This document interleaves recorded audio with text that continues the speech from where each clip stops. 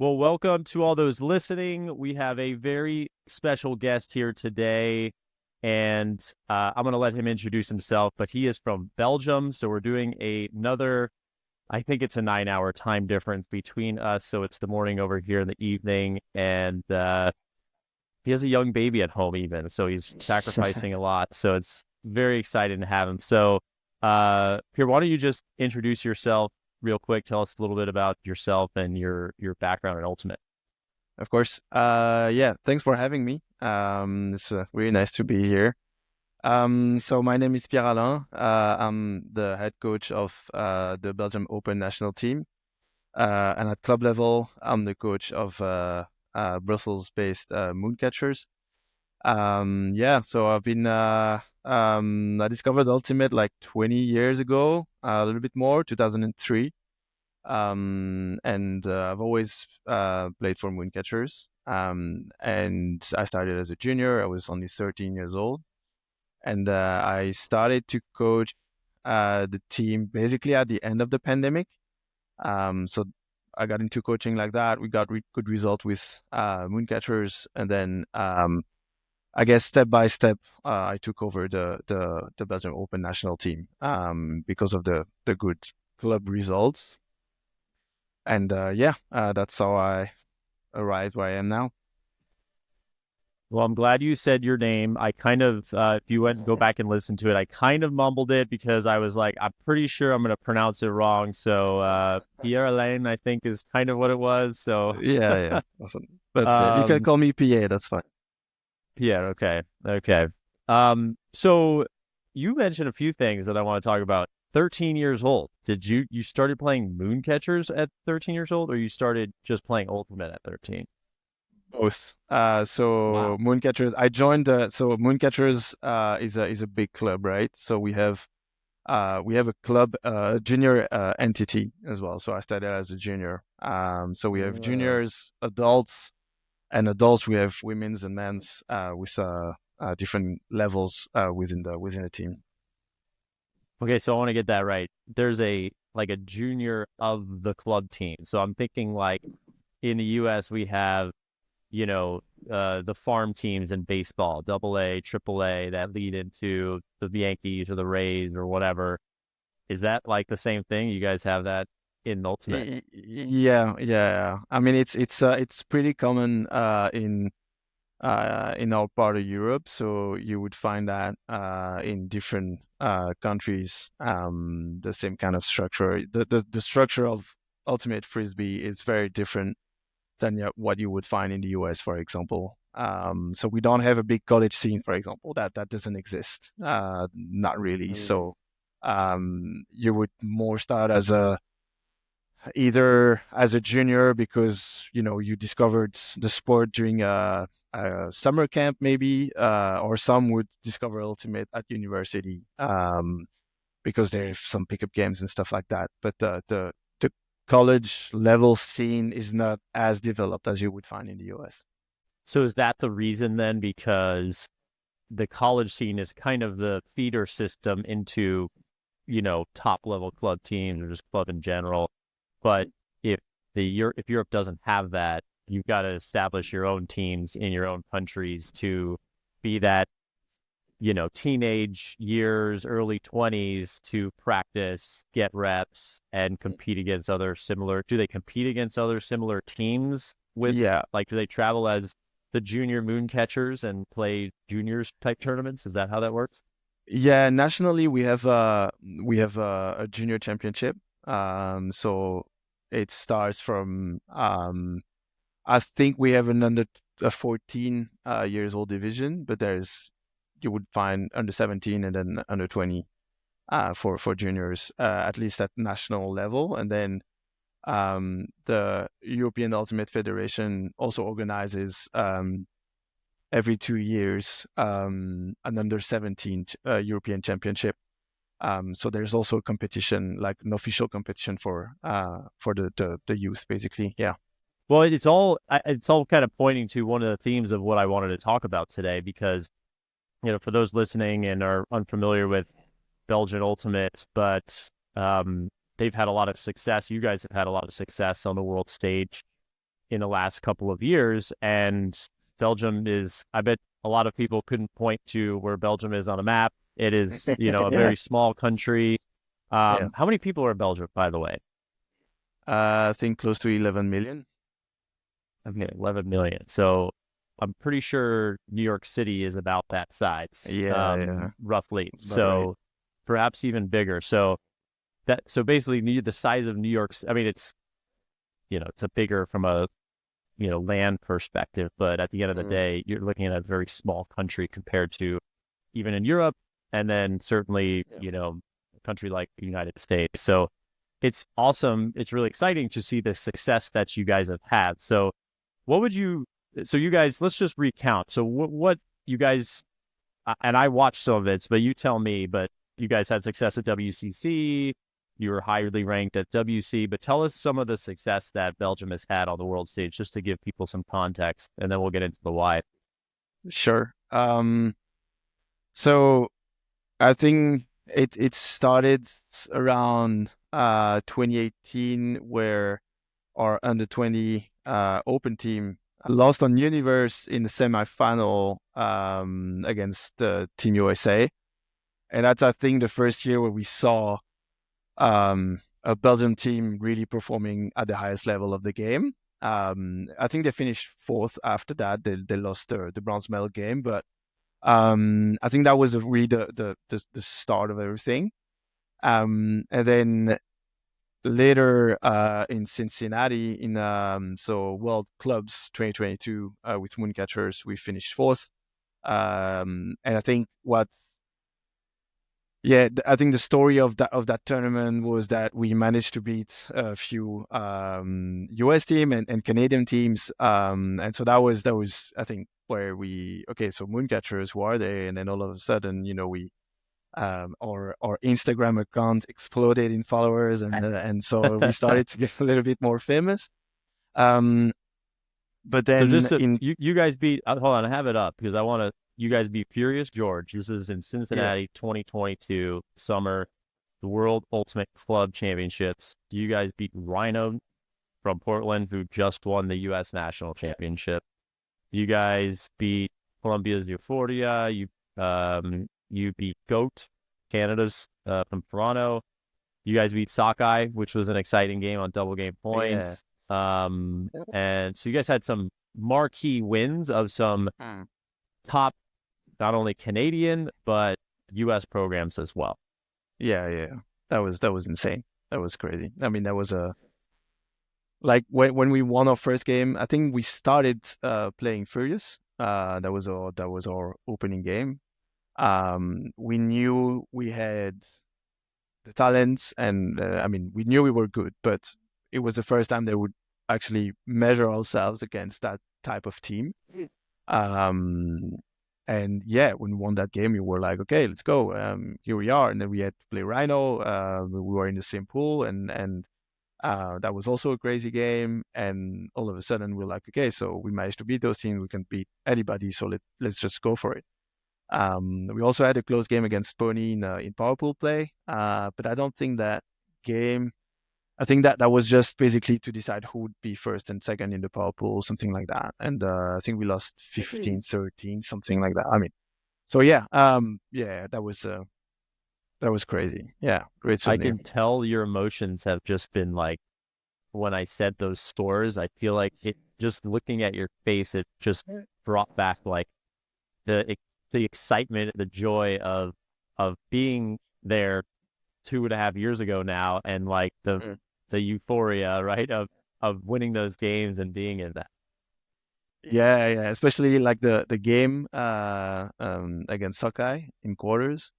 Um, that was like the emotion that we had, like when Arvid scores the final point. We also had a lot of friends in the stands, because there were a couple of Belgian teams over there as well. But funny enough, there were also other like teams just rooting for us, and so that was fun. I mean, I think Goat was also on the sideline, and yeah, when we won, it was just insane. Like all the people going on the field. It was yeah, such a nice memory. Yeah. What is that? What is that like to take down? I mean, that was Saka. I remember I was kind of walking. I didn't see the whole game. I think we were Mm. playing, but walked by in the I want to say the south end zone, and it was hot. The Yep, sun was yep, out. It was just blazing. And but I remember just kind of walking up, and everybody's kind of watching at that point, starting to gather, and it's like, what's the score? And I don't know what it was, but it was close. Like you guys were up yeah, maybe yeah, one or something like that, and I'm like, oh wow, like who are the moon catchers? I yeah. have no idea who that is. And two, like how did how is this happening? Like, is Sakai Yeah, not good, or like no? I yeah. think they're pretty good. Like we played them. So what's happening? And I mean, I just like the crowd. I mean, I had some friends on Sakai at the time, but at the same Mm, time, I love rooting for the underdog, right? No mm, matter what. So even though I shouldn't say no matter what. I always root for the U.S., but just in general, it's fun to see, other teams kind of compete. It yeah, just makes it more exciting. yeah, But yeah. what is that like? So you beat a few other U.S. teams. Now you're in this. Was it, was it the quarterfinals? Was that quarterfinal game against Sakai? I Yeah, yeah, yes, yeah. think Then it we was. lost to Ring in semis. But what is that like? So you're playing this like top American team, storied program, and you're like, nobody knows who you are, and Mm, you're, you know, you had some American pickups on the team yeah, like Johnny Mansfield and Paul Ardert, but I mean yeah. you still had largely a core of Belgian Ultimate players. But what is that like going through that and preparing for a game like that where, how did you get Yeah. the team ready for that challenge because they'd never been tested like that? Mm. Um, we prepared our game quite well. Like we analyzed like the way Sokai was playing, the different initiations, and obviously having Paul and Johnny in the team also helped us in kind of preparing and knowing how we would design the different matchups and that sort of stuff. We knew it would be like super hard, but the thing is that we were definitely the underdog, and so we probably have less pressure of that game. It's like when you arrive at a game like that it's almost like a David versus Goliath kind of scenario, right? And you're just like, okay, yes, they probably across the board they have probably more depth. They're stronger program, strong legacy, but at the same time we have nothing to lose, and so we just go out there. We're not afraid of playing them. It's a in a we're in quarters of worlds. We did not necessarily believe could reach that position. We knew we had a good team, a lot of talent, but at the same time, I think we were reaching more for top 16, and we were there in quarters. So like, okay, our tournament is already a success, no matter what. So let's just play without any sort of pressure and just enjoy the moment at least. Just fight for every point, just enjoy, and we'll see what happens. And I think that's combined with a good preparation by lifting off the pressure a little bit. I think that's how we came together for the game. I think, yeah, one of the things you talked about was just really enjoying yourselves. Mm. As watching that game and not really thinking about too much of the moment and the pressure, because for a lot of teams, and maybe Sockeye felt this way of, oh, who's this team now that we're in a dogfight against? And now the pressure's on us because Mooncatchers have nothing to prove, but we're the ones that are going to look bad if we lose. Mm. But just going out there and having you know, hey, I'm happy to be here in a sense. We know we can compete, but we're Yeah, also just going to enjoy the moment. And I think watching some of that game back, or watching that game live, like you guys were celebrating every score, like every yeah, goal you guys got was a celebration, like you won. Like they would. Yeah, I think a few times like, what's the score? Did they win? It's like, oh no, they're just super jazzed up because you know, they're having fun, they're playing well, and mm. you guys were kind of hitting on all cylinders at that time. Yeah, yeah, yeah. It was so much fun, and I guess Ring prepared better when we Yeah. played them. I think it was tied until second half, and then I think we lost something like 15-10 or something like that. So you could tell that they were more prepared. Yeah. Well, now they had more footage on you, and they knew what they were going to do. Yeah. That's what happens. The Yeah. game footage. People go back and like, oh, what do they do? Okay. Yeah. No more surprise Oh, effect. This is like yeah. right, right. So, okay, so you had the success at WCC. Keep going. Mm. So after like you had the success, your Instagram following just kind of blew up. Yeah. You started getting notoriety. What was next? So I think so really at the international stage, the next big championship was there was World Under 24 in 2023, just followed by the European Championship for Nations. And at Worlds Under 24, so I was not coaching the team, but the Open team reached the final and lost to the US. But that's also where you had some guys like, I mean, that Under 24 team, now that you think about it, was just so packed of guys who are superstars now, right? Like the Tobe de Grand, Dan de Marais, Benji Yonkers, Sofiane Bontemps, all these guys were in that team. And yeah, I mean, they had a super good tournament, beating very strong nations. I think they started by beating Canada, and then they beat pretty much everybody. And then, yeah, they just lost to the US in the final. And so I think that was also where on the world stage, it showed that we were there and we have the talent to compete at least at that level. Maybe not yet to beat a US team, like a US national team, but at least being a strong force on the international stage for sure. So yeah, and then after that we had Euros, where we So was that tournament? What year was that? That U24. 2023 Okay, so that was the year after, and after then Cincinnati. you guys first had that success 2018 at U17. Under 20. Under 20. Okay, so and it was really the same core because Yes, all those yes. guys. I assume you guys met, John De Marais, the Yonkers brothers, Toby, right? Like those guys. They were all on those teams. And then I Yeah. remember I didn't know anybody on your team at Mooncatchers, but I remember the Yonkers brothers. Like that was Mm, what stood out because they're kind of two brothers and both tall and mm, so it's same core year. So you're keeping the same core together over mm. multiple years, and they're playing together and they're getting better, Yeah. like at the same time. And they're both young. Like so, when you guys beat Sockeye, you guys made semis at WCC. The best players on your team were U24. Pretty much, yeah. Ref was a bit Ref younger, so the other brother was not in 24 anymore. But Okay. yeah, I mean our central handler was Benji Yonkers, and he was still under 24. So yeah, Wow, they, that's yeah, awesome. That's great. yeah, yeah, yeah. It was sick.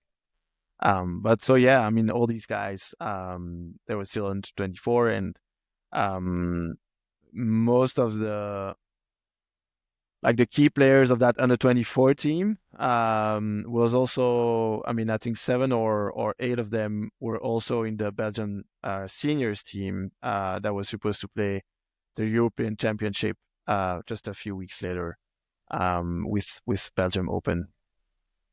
And so that was the European Championship that we won with Belgium. And that was the first time that Belgium had won a major international tournament,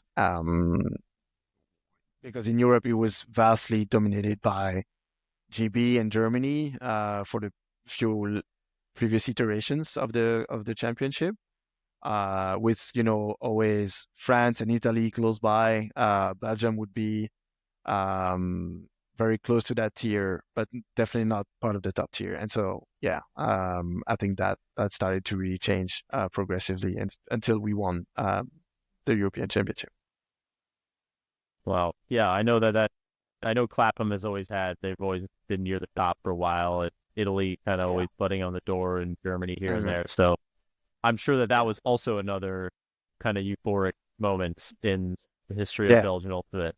Yeah, yeah, for sure, 100%. I mean, it was it was in Limerick, and we knew that Limerick was in terms of weather because I think there was a Masters Club Championship a year before I was that. there. Maybe I was yeah. I was there. Yeah. And so Yep. you know Limerick, It was and terrible weather. Terrible weather. yeah, yeah. So Raining, so and it was the the middle of the summer. It was exactly cold and exactly wet, and yeah.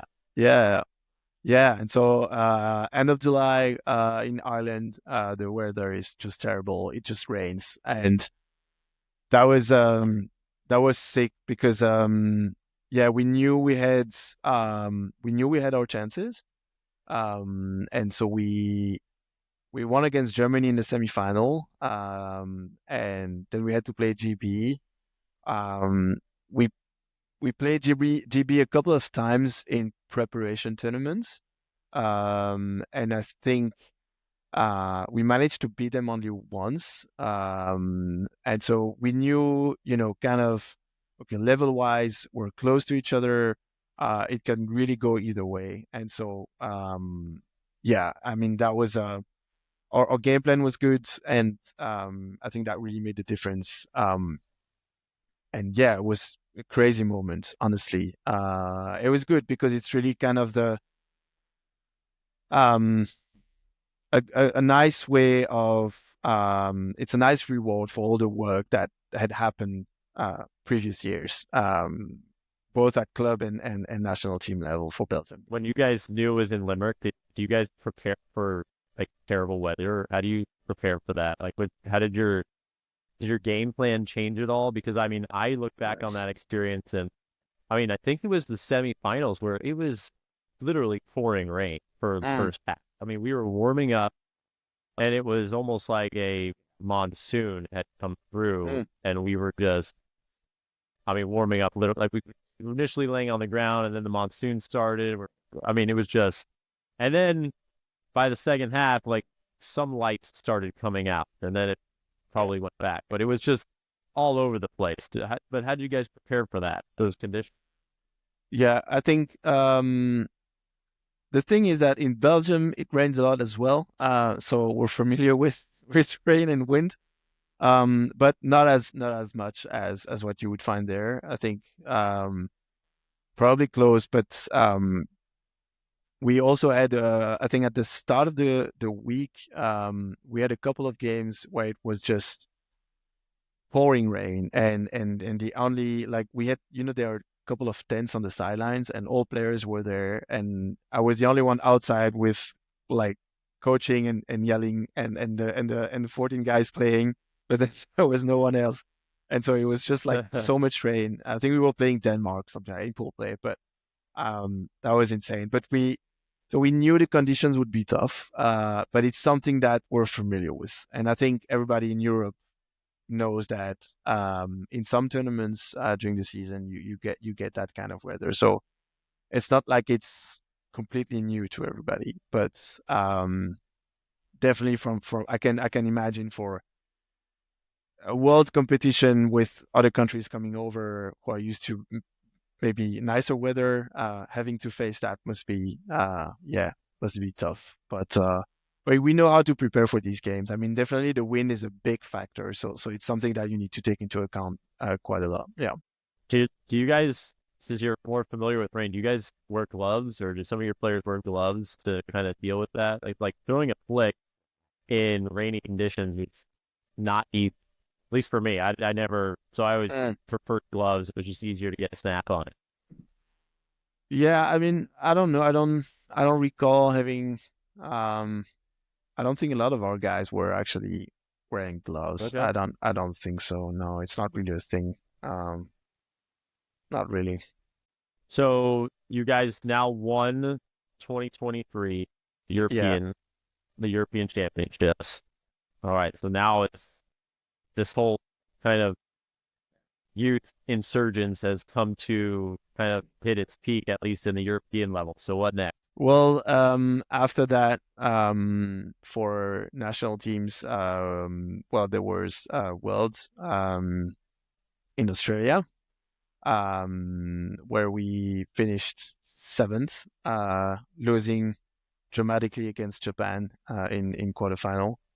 So that was more at the national team level. Yeah. And then club level, we had 2023 club level with Mooncatchers. We lost against Clapham in the final for European clubs. And then this year, 2024, we beat Clapham in the final and won our first European title.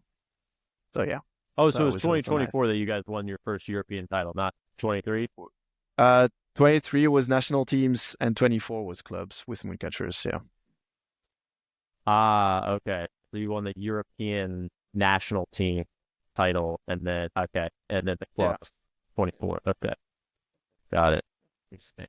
So okay, so let's talk WC for a second, World Ultimate Sure. Championship. So for those that were um aren't familiar, that was in the Gold Coast of Australia. This is the tournament that every 4 years and involves the entire world in terms of the national team. So it's, in my view, it is the pinnacle of our sport. It's, to me, it's the best of every country, one team from every country versus multiple, and is just, I think, a really exciting tournament. So it was in the Gold Coast. This was about 6 or so months ago, maybe a little bit less. And you guys were, what seed were you guys going into the tournament? What seed? I think we were fourth. I think. Okay, four. All right. So you had Yeah, something high like that. Yeah. expectations winning the European Championships, having success against some of the U.S. teams.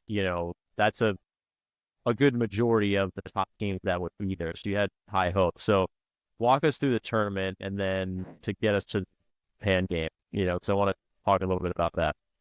Yeah. So we were in a pool with France, Japan, and I can't remember the fourth team. But so basically, we managed to win all our pool games, and what's important is maybe the Japan game in that pool play that we won. I think by 2, so I think it was 14-12, something like that, final score. And so we knew it would probably be a team that we would had to face later on in the tournament. And so after the first round of pool play, you have power pools, and we were in a power pool with Canada, Germany, GB, and so we managed to win against GB and Germany. It was crazy, but like crazy windy situations, especially for those 2 games. And we, I think, applied our game plan just better. And so we came out by winning quite easily, not easily, but I think it was 15-10 for both games, something like that. And so comfortably at least. What was the The, game plan in like those crazy windy situations? What do you guys kind of, I it mean, was pretty much Huck and D, but that was, because usually game plans just go out the door when things are very windy, right? it was barely playable, to be honest. And I think so. We had plan A and plan B, and plan A was really matchup based, and we do some defensive schemes and that sort of stuff. But we knew that the forecast for win was really bad, and so we said, okay, if there is crazy win situation, we have to be prepared to play differently and to probably try to just use the wind a lot more. And I think GB managed to break first, and then when we played them, and then we broke back, and we managed to keep on breaking. And whatever defense that they were trying to do, we would just pick the disc and then huck it in the end zone. Sometimes you would catch it because the disc would just to like different people trying to catch it and whatever. And sometimes we would just, GB would have to fight against the winds to try to break us, which was almost impossible. Honestly, it was so hard. And so I think was just like that. And Germany was kind of a repeat. It was the same day. It was just later. And that's how we won those two games. So yeah, it's not the kind of ultimate that you'd expect to see at such an event. To be fair, but at the same time, it's power pool play. You just work with the conditions that you have, right? So yeah. Yeah, it's funny you mentioned it, that happened, I guess, again, because I feel like now the 2020 Worlds was canceled due to COVID. 2016, I'm trying to remember, that was in London. I don't Yeah. think there were any games that were that type of win that I can recall. But in 2012, in Sakai, there were in Osaka, Japan. I was there as well in the U.S. team, and we played a game against. I don't remember who it was, but it was really windy. It was really windy, and probably similar type of wind. And I remember that Japan was again they were one of the top teams, but they lost to, I believe it was Sweden in the quarterfinals or one of those games where they got knocked out, and it was because it was super windy and Sweden had, I think, y'all's type of game plan, which was like puck try to, Japan has generally shorter players, Yeah. and so I think they were just skying them, and they couldn't stop them. I think they were trying to work it, and it ended up costing them. But Yeah. Yeah. it's kind of weird that sometimes in these, I guess two of the last three, there have been days where it's super windy, and it's a totally different style of ultimate, which at least in Japan's case, they probably would have won if it hadn't been so windy. It makes me think of a time when in college we were with our college team. It was probably 2008. It was probably over 15 years ago when we played Ring of Fire in Atlanta, the Classic City Classic, and in the semifinals of this fall tournament.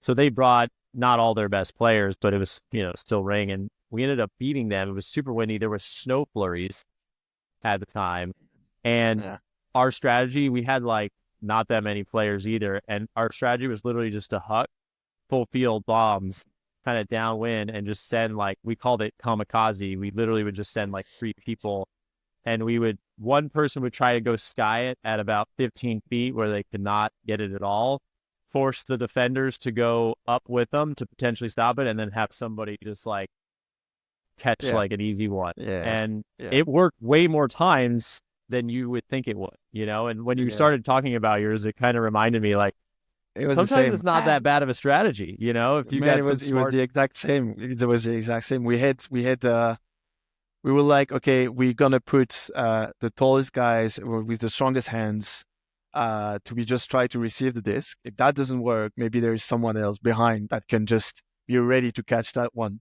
And I think, it happens so many times, and it's like just the disc, like they fumble it, and then over 3 guys, and it's just one guy sitting behind, just like clap catch, and that's it. And it was really happened like that. Yeah, sometimes it's fun the because you simplest don't thing prepare is for that.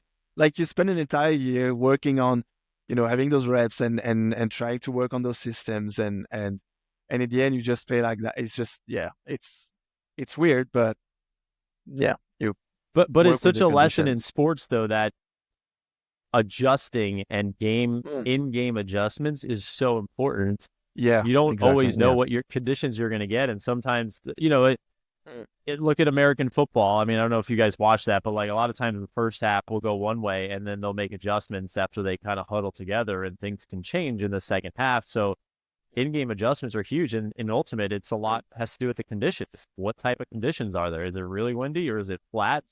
Like zero wind, because you play differently. Anyways, so okay, so you beat GB, you kind of won those games. What happened next? We had the last power pool play against Canada, but that game, the result of that game was not impacting our placement in the power pool and their placement. So it was really a game that I wouldn't say it doesn't count for anything, because you need to there's always something that you can take out of from a game, even if Right. the result doesn't impact whatever ranking afterwards. But so we use it to rest a couple of guys and then to work on different things. Have also lots of reps for some of the guys that maybe had played a little less the previous days. So that sort of things. And so overall, it was quite positive. And then we knew that I think we lost that game, and then we knew we had to play quarters the day afterwards, and we ended up playing Japan. And so that leads to, so you were saying Japan sometimes loses quarterfinals, but sometimes won. And they probably did better adjustments in the second half than we did. I mean, at the end of the game at least. So yeah, and we ended up losing that game, unfortunately, by being 14-11 up. So Japan managed to break us 3 times in a row to win the game. Yeah. Yep. I mean, I think everybody, I mean, I watched the replay of that and I'm still, it's just crazy that that happened even at that level, you know. Yeah. But what was going through y'all's head? Because I'm sure you walked away saying, geez, we should have won that game, you know, and I'm not trying to rub it in, of course, at all, but it's just an interesting thing to talk about because, you know, you guys have a lot of youth. You've been building towards this. You prepared for it. You know, Japan has a lot of veterans on their team. They've certainly I would say they have more experience in that type of situation. Yeah. But 14-11 against any good team is very hard to overcome. So, like, what transpired in that? I mean, looking back, do you say, should we have done something differently, or? Yeah, I think so. Obviously, I had a lot of time to rethink about that game. I never rewatched it, but I saw different analysis, and that was kind of enough. But I think so. I could have made 10, 20 different decisions in that game to change the course of the game. And in hindsight, there are different factors because some people would just say, you know, Benji Yonkers hugs it 3 times at the end of the game, and we can't punch it in, and you know, we missed the game on that. And I don't think so. To be fair, I think because we also had at 14-11 we had started on defense, and we had 3 chances, I think, to score it. And we miss, I think, 2 times an assist or 3 times an assist in the end zone, and we should have, you know, finished the game at that point. But we also started really bad. I think it was like 7-3 or something like that first half, and we managed to come back in the first half and take the half 8-7. I think we pushed it really hard in the first half to come back, and put a lot of resources and burn a lot of resources to come back, when I think games are often won in the second half. And I think we should have probably rested a little bit more top players that we put on defense a lot to kind of get those breaks back and probably keep them for the second half. The game plan was good on defense because to be up 14-11, you must have, I mean, that part was actually quite good. We managed to get Japan to make the mistakes that we wanted them to do. And we got the blocks the way we wanted to have those blocks. But I think on offense, we were struggling a lot. I mean, something that worked really well in the first game that we played in pool play, and that worked part of the quarterfinal game, is just leveraging a lot our deep game and our height.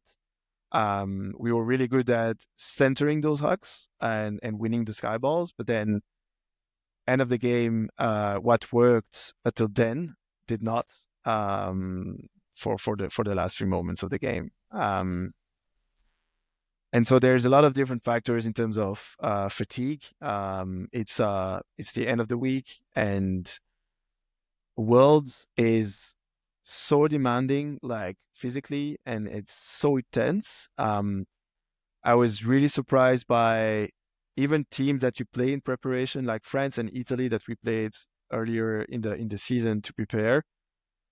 Those games were a lot harder playing there because everybody is like playing really well and they're really focused, and so you have to really fight for those games. And so I think it's a lot harder than we thought. And so there was the fatigue part. I So think it's also not only mentally. physically more challenging Mm, because everybody's at the top of their game and it's a week long, but also that also wears on you mentally too of the amount of exactly. focus it Yeah. takes to beat those teams, even though you're better than, and to get to the quarterfinal. Yeah. Yeah. Yeah. For sure. For sure. And I think at the end of the game, getting mentally prepared is something that we worked on. I mean, it's personally as a coach, it's something that I work on a lot with the teams I coach. Um, and there, at the end of the game, we kind of lost that part of remembering to kind of breathe and stay calm and just focus on doing everything, like all the routine stuff that we know we do well, play within our system. And it's something that we did not really manage to do. And I think that was also one of our issues throughout the week is um, sometimes forgetting about the basics stuff that we worked on so much during the season in terms of playing within our system, the routine stuff that we usually do to get mentally prepared. I think we were also knowing that we were strong, thinking that we were already picturing ourselves maybe with a medal around our neck and or playing the US in the final. And I think that's what everybody wanted to do.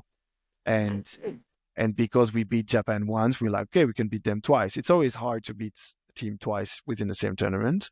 Everybody knows that. And so I think all these little things, when you need them the most, if it's not something that you really use and that you practiced a lot more and that you made a strong focus during your tournaments, when you didn't need them the most, yeah, it's not, when the other team is so experienced and they're used to these kinds of big games, they also prepare for those sorts of situations, having to do a comeback. I think it turned in the favor of Japan, but at the same time, our plan was good. We had the chances. Yeah, could have gone both ways in the end. Should have gone our way, I but know, yeah, I know hindsight's 2020, but would you do anything different in the last part of that game? If so, what? I would take over offense maybe a little bit more because I had an assistant there. With Aaron van der Week. He's a gentle player. He's another top club in Belgium. And he was supposed to be one of our key handlers as well, but he got injured just before the tournament. And so he helped me on the coaching side and he handled most of the offense during the tournament. And he did a crazy job there. But I think I should have been with him more for the past few points. But I should have also maybe rested more players during the first part of the game. And I fell into the trap of being influenced. I mean, getting influenced by my own players saying, we have to come back, we have to come back, we have to put a crunch line, we have to do this and this and this. And resource management is something that um, was one of my main learnings from that particular game and that particular tournament, which is something that I put a lot of focus on when we went back to Belgium and we had to play European clubs with Mooncatchers. when we prepared for that tournament, I was really cautious the way we were calling lines and the way we would handle our resources. And I think that turned into our favor there. But so, yeah, small adjustments like that. But it's not a lot you can do. I mean, when you're 14-11, you have to score. It's not like the plan was bad, or it's just like, yeah, it's just little things in the end. Yeah. I think what it does, though, is it highlights all of the other decisions that were made that could have contributed to the plan not working. So if it's, resource management, if it's, guys being tired at the end because the offense now had to play like 3 or 4 points in a row. Okay, maybe if I had made other different decisions leading up to that, they would have been fresher, or I would have not put, and I don't know this, but like at 14-12, did you put your like crunch line in then? Did you put it in 14-13? Did you put it in 14-14? Did you do all of them, right? Because like that can make a difference if you go crunch line and then you get broken once. Now all of a sudden the crunch line's a little more tired, right? Yeah, it may be your best line, but should you have, right? It makes you kind of question like, oh shoot, was this the right time to do that? Yeah, for sure. It's a game of if, if I had done this or that, if we would have like, I think there was one situation at 14-11 where we have the disc in front of the end zone. I think our player just does a backhand in like little inside backhand instead of doing a flick. It just takes the wind and it goes above the receiver. And if you caught that's a win, right? And we're in semi. And so, or there's a hug going and the Japanese player just tips the disc by just a nail maybe, and it deflected the disc away. That was also an assist opportunity. And so, those little things, you could get broken once or twice, but you don't really believe in it. You know what I mean? I mean, it's 14-11. You're like, okay, fine, we're gonna do it. We have like 3 chances to score the last one. Right. We're gonna do this, right? And you get broken once, and you're like, okay, stay calm. We can do this with 2 chances, and then in the end, you don't have any more chances. And so, yeah. Well, I think one of the things you said is so important. Something that I always really emphasize on, a lot of my videos on YouTube is that it is the little things that can make a difference between championships, winning big games. And you touched on it, where it's dumb throws, it's little catches, it's, a little flick around. It's just like, you juke, you kind of like overcommit one way and you're taught not to, right? But it's all that, it's certainly extrinsic, but it's also intrinsic pressure that you put on. You're like, I don't want to be the one to mess it up, and so you kind of like do this, but if you've practiced it not 500 times, but 5,000 times, like then it becomes second nature to you. So even in those bigger moments, Kobe Bryant talks a lot about this. Like, I want those big games to be like it was practice, because I go through that in practice and I go through those, high pressure moments where I have to make it, or I've got to not lose the ball, or whatever it may be. And a lot of times, even at the highest level, it's a errant dump pass or a little tipped disc or like whatever, right? And those can make the biggest difference, that's just sports stuff. That is just sports. Yeah. It in a way, it's when it turns in your direction is the beauty of it, and when it doesn't, it's like,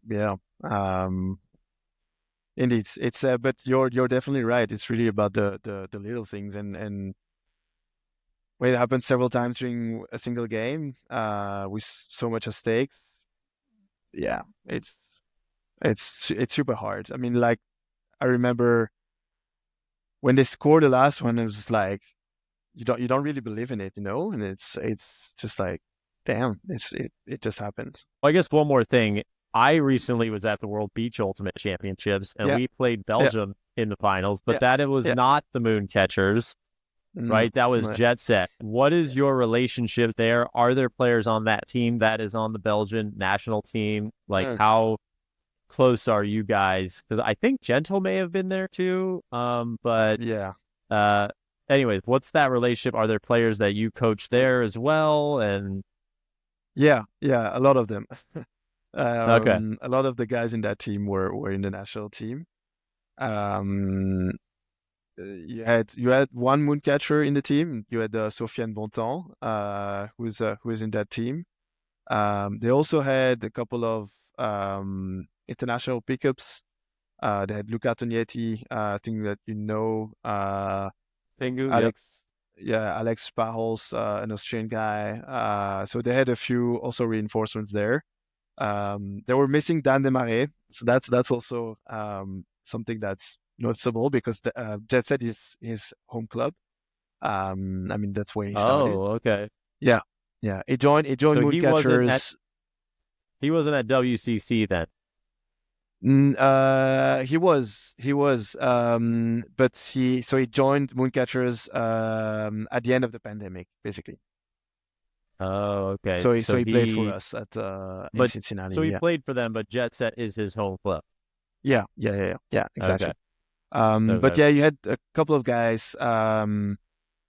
Maybe a third or half of that team was part of the national team. So the national team was basically um, a mixture of the three top clubs in Belgium. So you had Moon, Gentle, and then Jet Set. And Jet Set is probably around the third position in Belgium if I would had to do a ranking now. Um, but they practice beach quite a bit. I mean, it's been a couple of seasons that they do beach tournaments with that core group of guys. So I think that also contributed to the fact that they had a nice performance. But they're all great players. I mean, it was funny. I mean, I watching you guys play. It was like I could not believe it. It was like, damn, it was a crazy game. It was insane. Yeah, I know. I know. Good for the sport, bad for us, but it was good yeah, for the sport, you know? yeah, exactly. Yeah, yeah. Yeah, they played out of their minds. Well, so that's interesting. So Donde Marais, that his home club is Jet Set. So I guess so you guys pull from some of the top teams, but Belgium's so close. Where are those teams located? Are they Mm. all outside, like in Brussels, outside Brussels kind of thing? Because it just seems like for Um, such a small country, the fact that yeah, you guys, I don't know, are you split up that far away and that's why there's clubs, or how how does that yeah. work? So we have so in Brussels we're the top club in terms of elite level. That's pretty much us, and then Jet Set is from Leuven, which is not very far. I think you could reach that by driving 25 minutes, basically. And you have Gentle, which is a little bit further away. It's maybe a 1 hour drive, something like that. Um, and so the fun part is that for national team practices during the summer, we would actually meet during the week because we could just gather everybody, at the same place Yeah. because Belgium is so small that you could get, all 20, 25 players on a Thursday evening after work and gather them around. But so yeah, I mean we are geographically close, but we have very different styles and team cultures as well. So yeah, we don't speak the same language either. So it's just different. We speak French and Leuven and Gentle, Jet Set and Gentle speak Dutch. But nonetheless, I mean we're super close friends as well. Huh? But yeah, it's so close and yet so different. I was going to make a joke at the beginning because of your name that you must live near the French side of the Yeah, Belgian border I because live your in name is so. Brussels, which is vastly French speaking. So yeah, Okay, yeah, yeah. Okay. So yeah, I was I guess my intuition in that sense was right. So, but I didn't know that those other clubs, even though they're so close, speak a different language. So, is the common language that you guys speak English when you are Yes. Yeah, yeah, in yeah. practices and stuff? Yeah, yeah, I speak English, yeah. But everybody else too, like that's what when Yeah. you teach them and you're in the huddle, you guys speak English too. Yeah. Yeah. It Is just that goes why you guys have? faster. Otherwise, Yeah, you have to speak, not everybody has yeah. the same, like, not everybody is bilingual. So it just goes faster to speak in English. Yeah. Is that why your guys' team names are in English also? I I don't always know. wonder I have that, no like, why idea. are Yeah. teams that don't like, But it's you actually, know, like Italy. I was just talking with Davide, and the Mm. girls' team in Bologna is Shout, and I'm like, why? That's like an English name, and I know there's lots of others. So Yeah. what's I don't the know. I mean, reasoning it's a good behind that? question. I don't know. It's maybe because the sport is coming from the US that we pick English names. I don't know. Yeah. Okay, I've always But wondered that. like, I'm trying to think at other clubs in Belgium. I know there are a couple they're in their own language, but most of them are have English names actually. Thinking about Brussels, but yeah, no, it's and gentle is because they come from Ghent, and so yeah, it was easy to kind of make the. Yeah. Okay. Yeah. I mean, I think of like the Olympics, like Mm. like Spain. Most of them have the English kind of Mm. name on it, but then Spain is one of the few that's ESP, like the Spanish España, right? And then another Uh, one is Ivory Coast. They have Cote d'Ivoire, if I'm saying it right, like French yeah, one. yeah. But they're the only ones So that have their names kind of in their, national language, but most others are just the English abbreviation. yeah, Germany as well. Actually, it's Yeah. GER. It's Yeah, not Deutschland, yeah, right? You don't see DEU, right? Or something. yeah. When it's two letters, it's DE, I think, something like that. But Or anyway, DE, yeah. Anyways, off topic, but I yeah. just kind of thought it was interesting. Uh, okay, so I guess so that might be so the question behind my question was I think it's cool that even though you guys are all so close, you all just don't congregate into one super club team, and Mm. that like if Don Demarais Jet Set is his actual club team, and some of those other guys are on Gentle and whatnot, because I mean, at least in the U.S., when I was in Texas, I mean, we had Houston, Austin, Dallas, San Antonio, Fort Worth, all these big cities, and we would all kind of drive to an hour, 2 hours, 3 hours, sometimes 3.5 to get to Austin to play for kind of the primary Texas club team, Yeah, but it's double wide, right? double wide, right? And we wouldn't be able to be any good if we each of our cities had Mm. their own team, and we wouldn't be able to compete on a national level. So Yeah. uh I guess is the reason why because of the language barrier, or you guys have a lot of pride within your team and culture? Because you mentioned there's differences in culture. Because Mm. I think that's pretty cool that you guys could probably team up and kind of make a super Belgium club team and Yeah. kind of romp everybody potentially, right? Or at least be very competitive or the top ranked team every year. But you guys stick to your own club. That's mad respect for doing that. Yeah, I think it's partly related to the fact that so all these three clubs, if I just take those, they all have a junior section as well. Like especially in for Gentle, they have like 200 youth players. It's insane. The size of their club is crazy, and they just do a crazy job in terms of recruitment. But so you just learn ultimate there, and so it kind of makes sense that you keep evolving within your own club. And the thing is that Gentle is also quite competitive, but it's true. Like also the notion of distances for us. Like if I have to drive 1 hour um, during the week to go practice with Gentle, for me, it's just too long.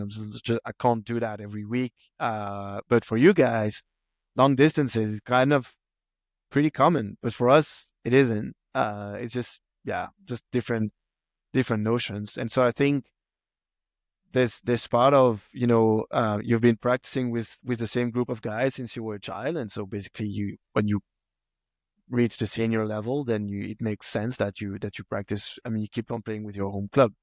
I think in the case of Dan, he still had a foot within Genset when he was playing for us, but I mean, he practices with us every week, like twice a week. He comes over to Brussels, and that's it. But he plays all the like nationals and international tournaments. So yeah, I mean, it's just like because we were maybe more competitive and I don't know. Yeah, it's just I think that's different. super cool. I think that's awesome. Um, so let's talk about the youth here. So I got just a couple more things I want to chat with you about, and then I want to hear about like some of the players that have made Belgium great, like you talk Yeah, about them sure. specifically, and then what's next for Belgium. But the youth scene, like that is part of Mm, what has, you know, brought you guys into the national scope.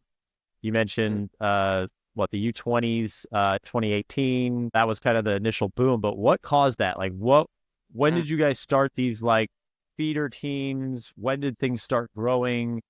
Why did they start growing? Like, what's contributed to all of a sudden having like five really good U24 players or whatever, right? Like, certainly Mm. more than that. But what drove that?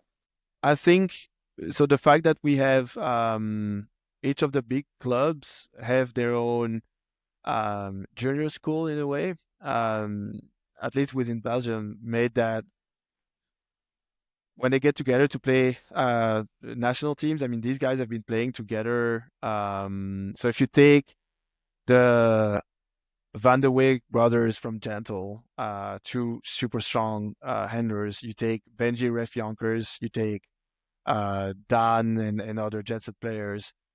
They've all played together since their first junior team when they were under 17, and they also all started very young. And so all the guys that you see now, who are part of the key players and the most talented players in Belgium, they all started really, really, really young.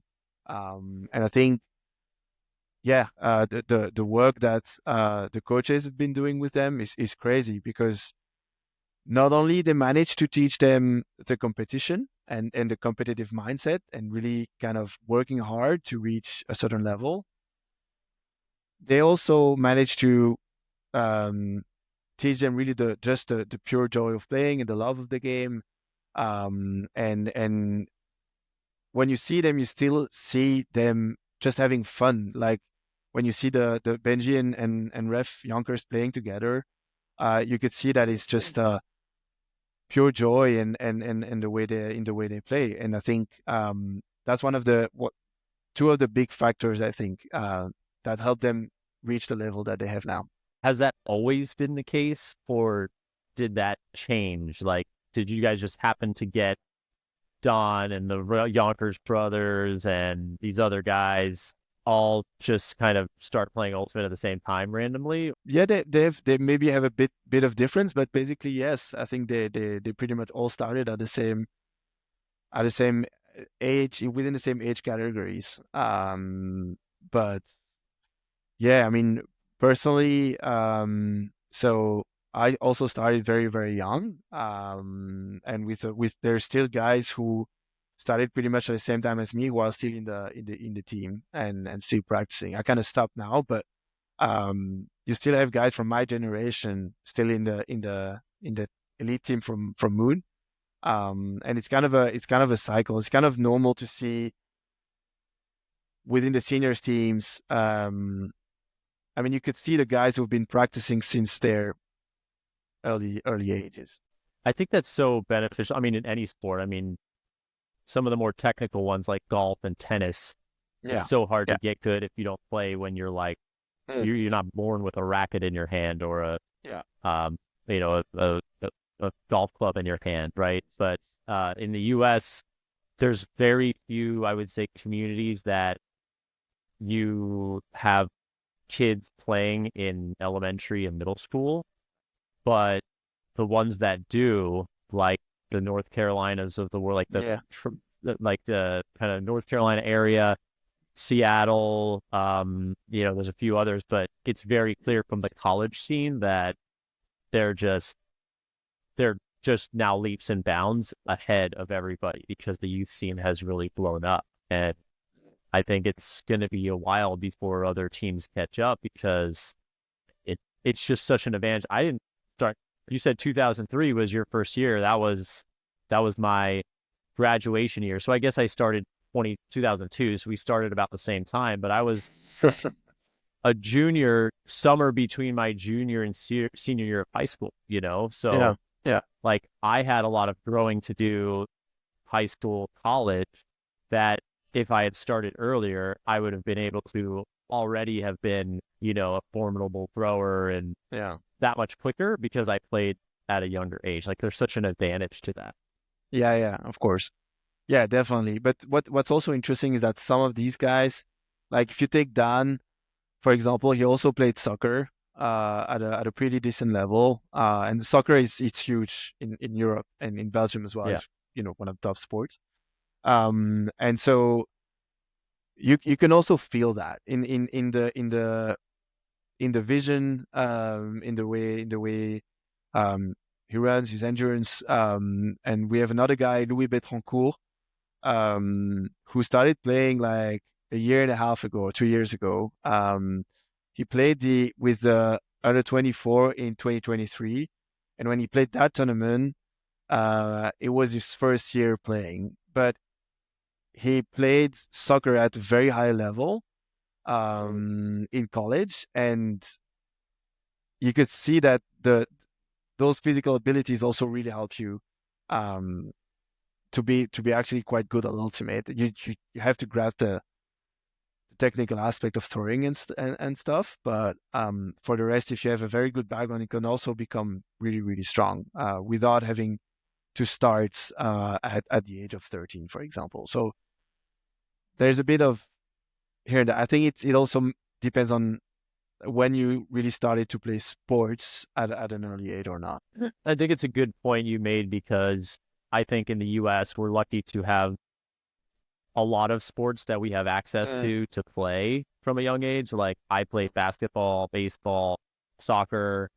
I was exposed to other sports too. I didn't necessarily play them. They didn't have leagues, but just playing all those sports growing up and then picking up a Frisbee, it's like, okay, well, the hammer is kind of like a baseball throw and Yeah, I played tennis. So I've got, the forehand, the backhand was a little more weird, I guess, but um, that I think all helped from a game time field awareness perspective because you yeah, played some of the other sports and kind of how they work. I've definitely found with people that only grew up playing Frisbee that, and it's not a blanket rule, but sometimes their awareness for maybe even athleticism yeah, sometimes can be different than if they refined other skills like cross-functional motor skills playing basketball or baseball or whatever, and yeah, a 100%. lot of those players can pick up Frisbee that much faster and then also have different types of,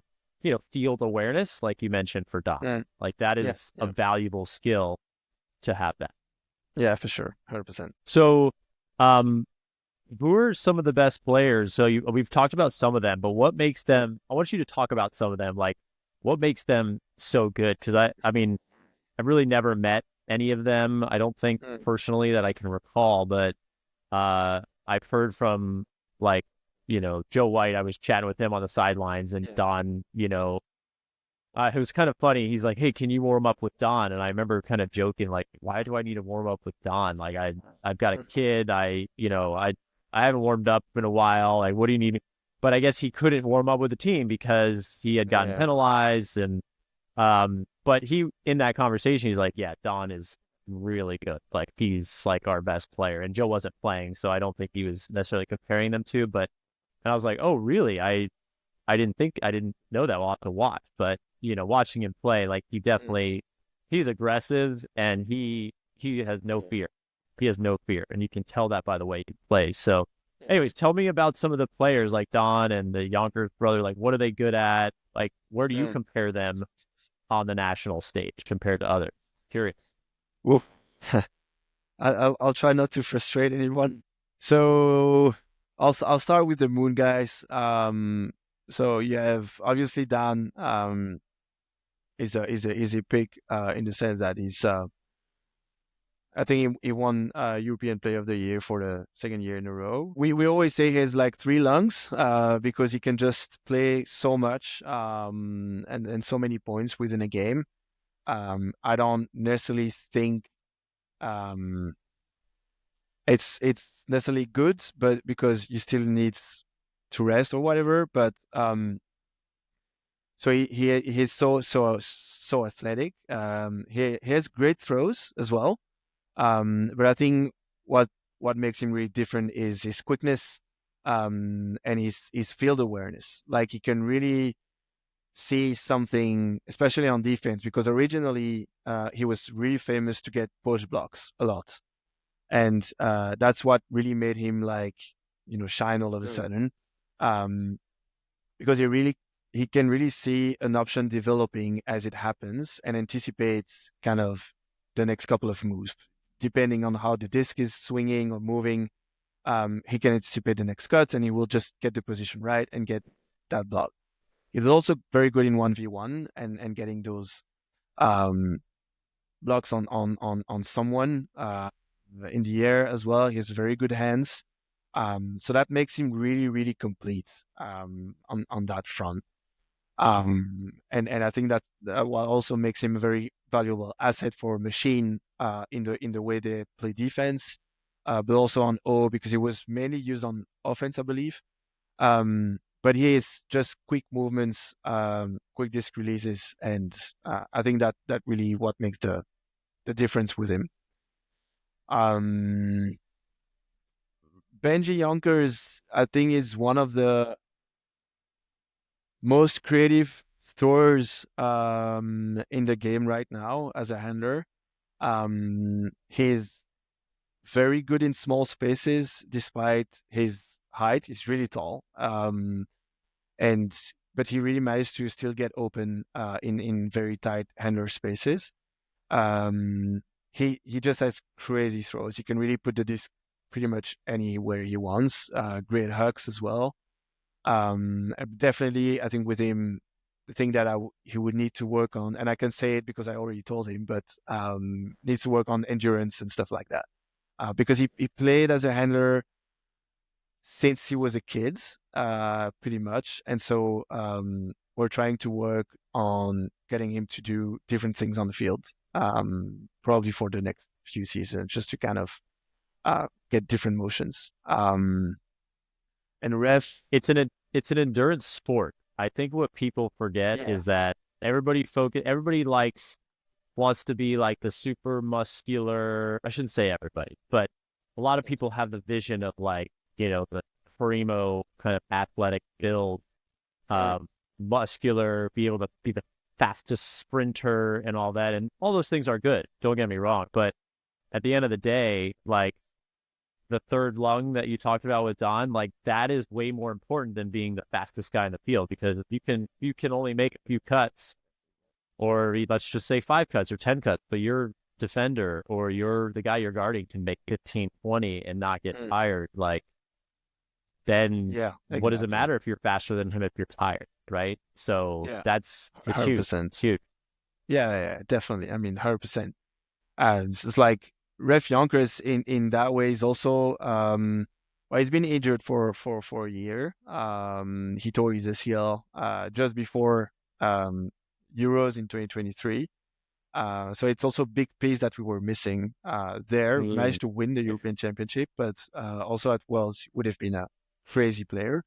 But I think when in Cincinnati in 2022, he was probably one of the best players in the game in the sense that super complete because he's an excellent thrower. I think his watching him throw is you have those kinds of players who have such finesse in the way they just throw. It's like it seems so easy when they throw a flick hook of 70 meters and or a hammer full field or whatever. It just seems so easy for them. And Ref isn't really that kind of that top tier. But he's also a very creative and very strong cutter. So he's dangerous both disc in hands, but also in the air as a cutter, as a deep cutter, under cutter. He can do pretty much anything that he wants, and I think that's why it's so hard to guard him, because you can't really like take away one priority over the other. He will be dangerous no matter what, and also pretty good defender as well. So super complete. But now he's working hard on his comeback. So yeah, he should be back with us next season. So that's Right. pretty cool. Couple of other guys maybe within Moon. Well, Sofiane Bontemps, he's still under 24, so he'll play under 24 this cycle as well. He will play the UFA with the Union, with Dan as well. Chicago's got the Belgian connection going right Yeah, now. yeah, exactly. Yeah, but he's still very young. He's super competitive and he has great throws, great hands. He tries to work on becoming a little bit more hybrid, because he's known as a strong deep cutter. But he still needs to, yeah, he needs to be a bit more mature in his game. But that's just age related, and he's just so competitive, and he can get frustrated when things don't go his way. But other than that, he's just a nice guy, and he just loves the game. He's like the guy who is there at every single practice, and first arrived, last to leave, that kind of thing. He works so hard. So yeah, super strong talent. And a couple of other guys within Moon, like the Viktor Shinsky, a guy who started pretty much at the same time as me. Super strong defender. Matthew Mueller as well. Super spirited, super fast. He was one of the key players in that Sakai game in Cincinnati. Gaetan van den Broek, also a great defender, and so that's pretty much within Moon, and lots of talents still to come. So that's super exciting. Um, I think within Gentle, well, the most famous guy is Tobe, Tobe de Cran, who played with the UFA with Montreal and club with Dig. Gentle player. He's, yeah, one of the best deep cutters, I would say. Great in the air, great hands. One of the hardest workers that you can find. I think he works out pretty much every day. When you were talking about those muscular guys, he's that kind of guy He's for one of those. sure. Yeah, 100%. But he's also trying to add different things to his game. So before he was really known as a big deep threat. Now he tries to be more involved with the disc in the game. So that's pretty nice. He has a brother, Lander de Cran, very very strong defender. Probably needs to work on decision making and execution a little bit. Sometimes a bit lazy in the execution, but he has a ceiling that he doesn't realize yet. I think he could be an amazing player if he really puts in the work.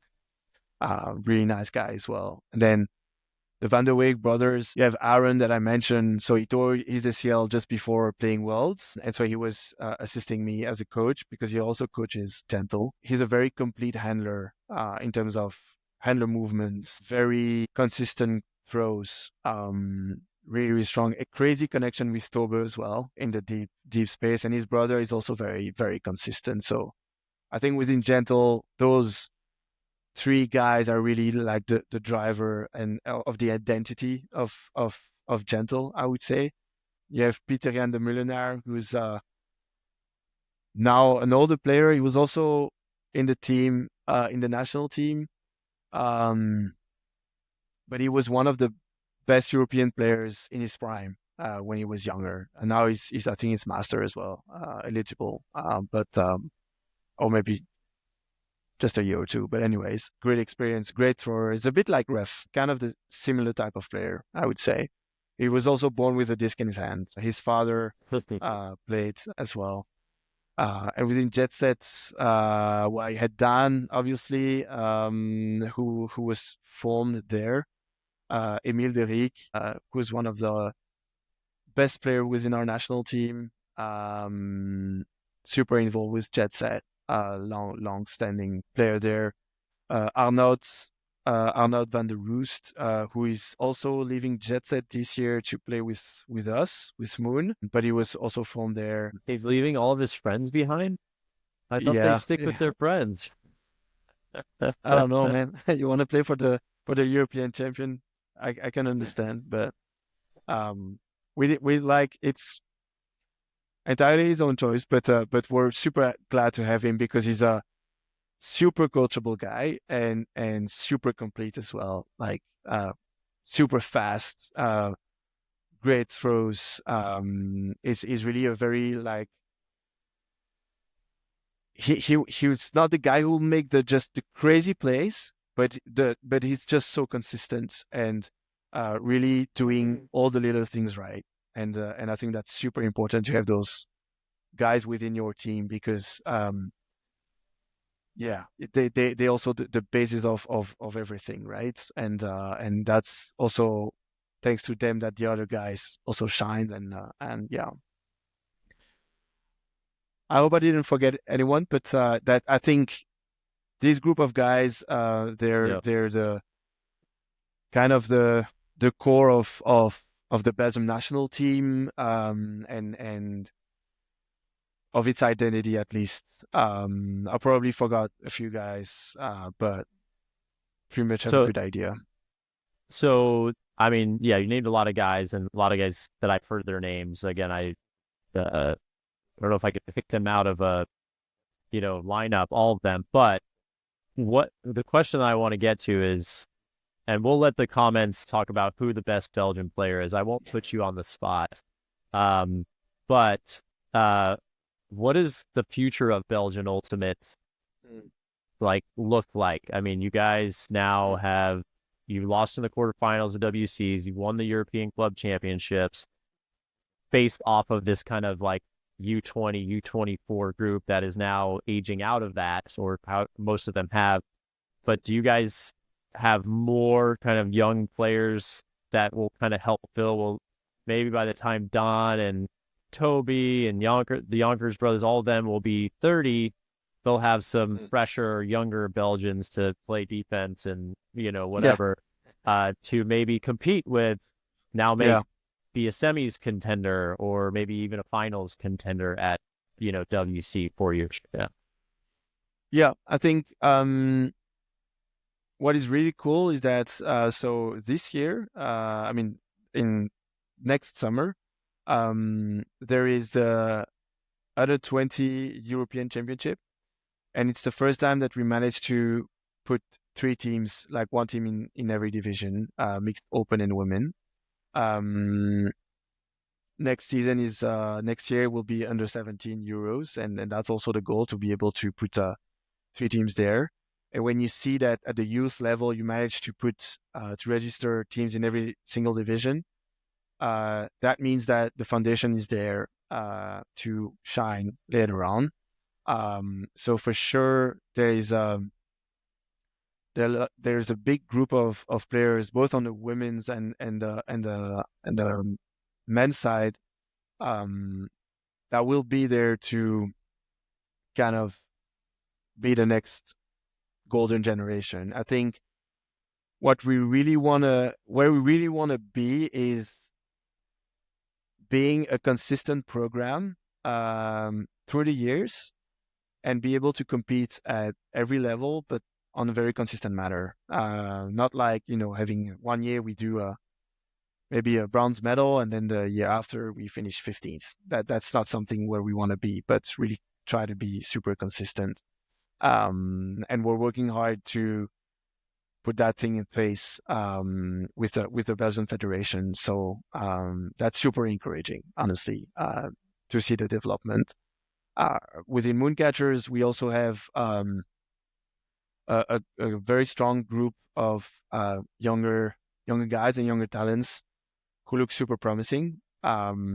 We have big hopes for. I mean, the World Clubs in 2026 is a very big target for us. We're also trying to play US Open this year.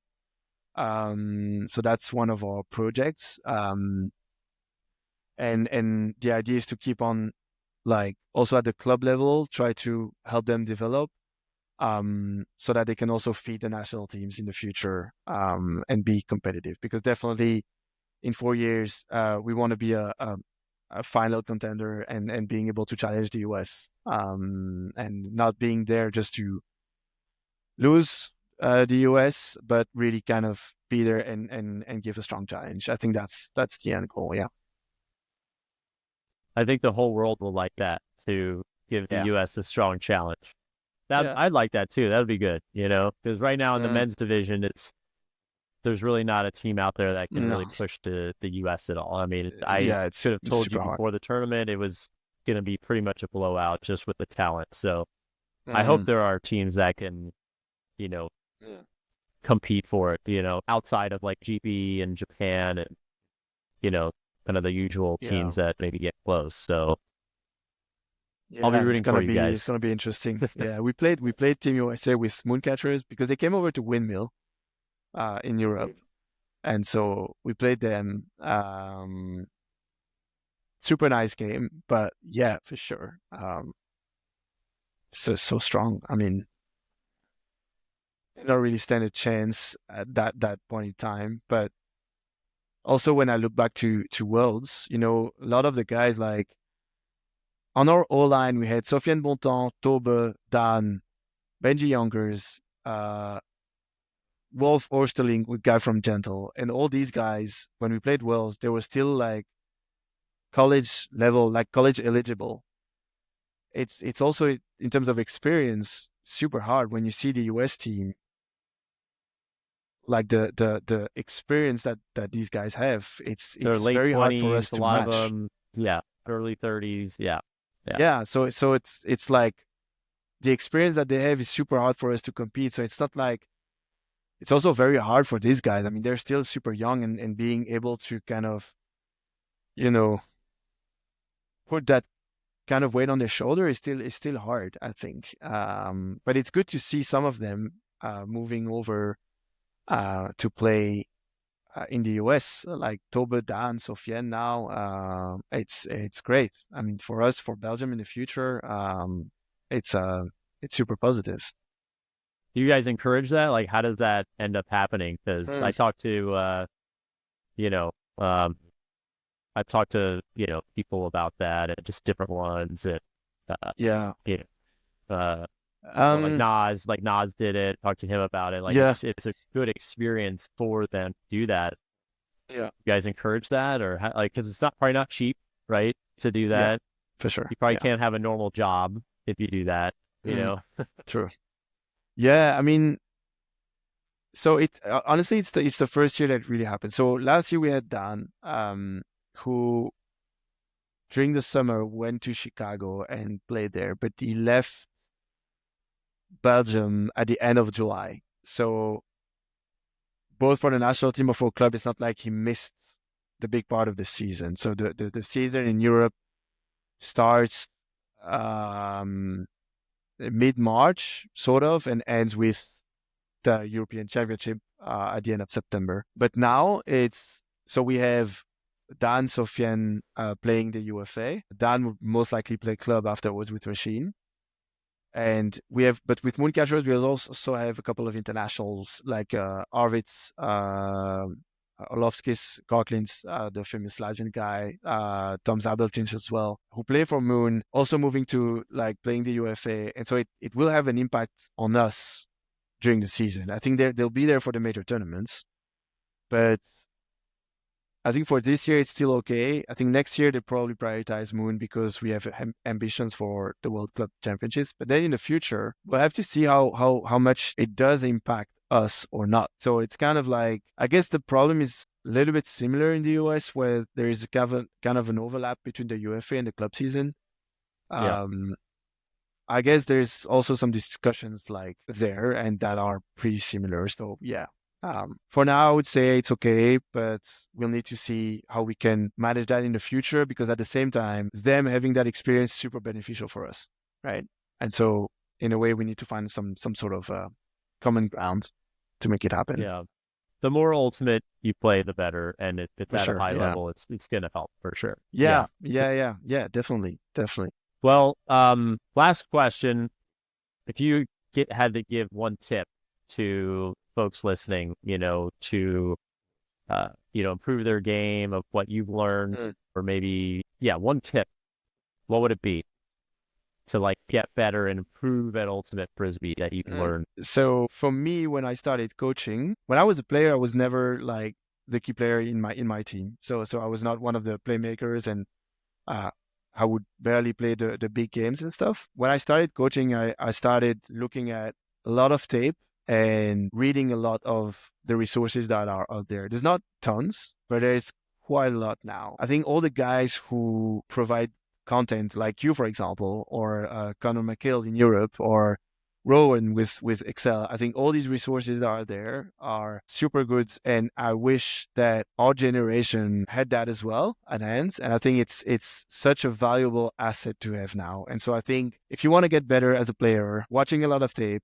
for sure, game analysis, how people move, and try to kind of mimic what the best players in the game are doing, but also watch all the content that super experienced players give to you. And I think that's really something that will help you get better faster than the previous generation. And that will make you better players. And it's just beneficial for the game as well. So yeah, just go out there and do that. Yeah, I mean, we didn't have that when I started playing when I was like, what was it, 17 years old, Mm. 2002. I mean, we had to just figure it out and just kind of try to Yeah. watch other people. I mean, I remember, and I think I don't know where I've talked about this before, but watching the the player above me, like Tim Garrett, he won the Callahan at University of Florida, and he had this like high release soft flick.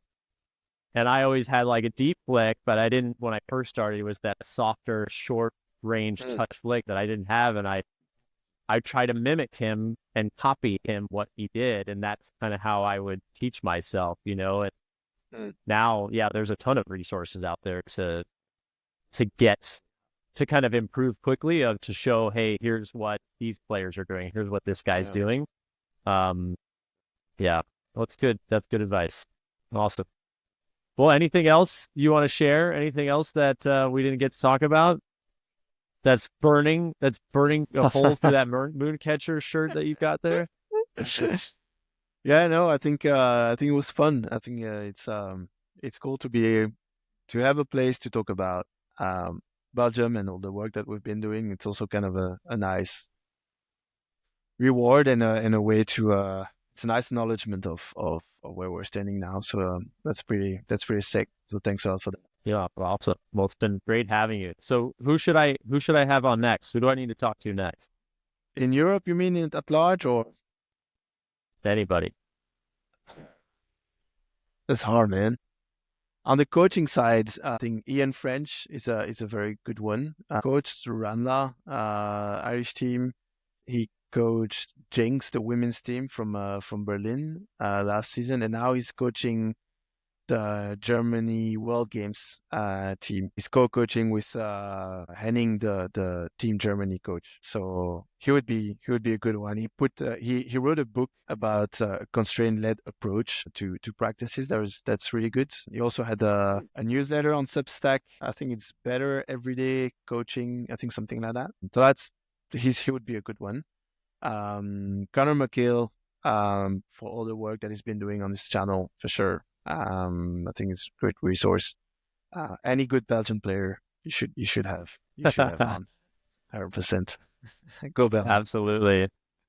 I think that you've given me a list now. I think you named like 10 guys, so I think maybe more. Yeah, But yeah, there awesome. was a lot.